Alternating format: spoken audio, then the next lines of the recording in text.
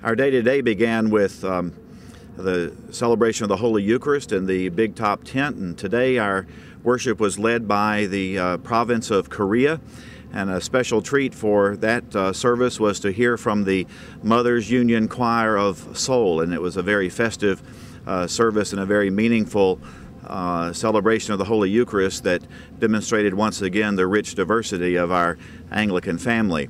Then we all went to Bible study groups. We have a daily opportunity for prayer and for Bible study, and today's Bible study focused on a portion of the 6th chapter of St. John's Gospel, the passage where Jesus walks on the water and then encounters the disciples with the admonition to not be afraid.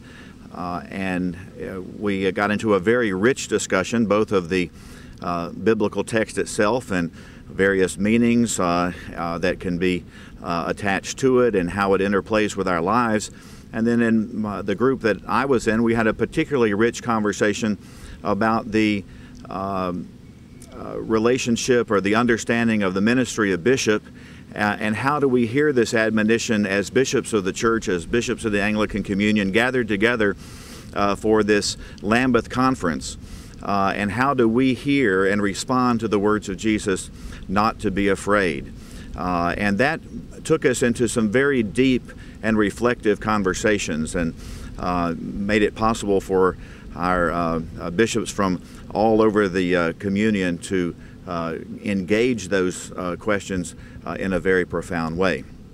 And the next thing in our day was the morning Indaba group, and I believe Bishop Waynick will say a few words about that. The Indaba groups were launched this morning. Indaba is a Zulu word which means conversation about important issues, important challenges in any community. The Indaba groups are made up of several Bible study groups, 5 or 6 each. And our topic of conversation this morning was Anglican identity and the role of bishops in the Anglican Communion. We spent our time sharing together our sense of ourselves as bishops. What is our responsibility as bishops? What are the kinds of ministries we see ourselves carrying out? What are the hallmarks of those ministries? And how we together serve the church. Our conversation was really salted, I would say, with reflections from the Archbishop of Canterbury's reflections during our retreat time. The bishop cannot lead alone. The bishop cannot lead except by following Christ. We had all of these things echoing in our consciousness as we discuss this topic, and it's one of the things that will come up over and over again as we meet in these groups. We had a second Indaba group in the afternoon, and Bishop Johnson is going to tell you about that. Thank you. Before the second Indaba group, we also had another gathering of the various provinces, and we had a real delight happen at our provincial meeting.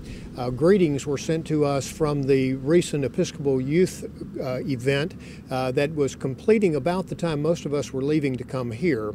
And it was a delightful and rousing applause that we gave as all the youth sent to us a hearty, the peace of the Lord be always with you. So that was well received. We left there to go back to the afternoon session of the Indaba groups, and the afternoon session took a shift in the focus of the role of bishop and our thoughts on what it would be for us to best represent the signpost of the Anglican way. And in that regard, we focused on 4 areas: Holy Scripture, the communion, our actual worship, and then the ordering of the church, and then finally the implications of that for going out in mission and ministry. Very engaged conversation, no one left out, and many people wanting to have an opportunity to jump in. And so it was structured for that, and I think the structure is beginning to work for us and to help us draw closer to each other, to hear each other, and to be responsive to the mission that we're called to share as bishops.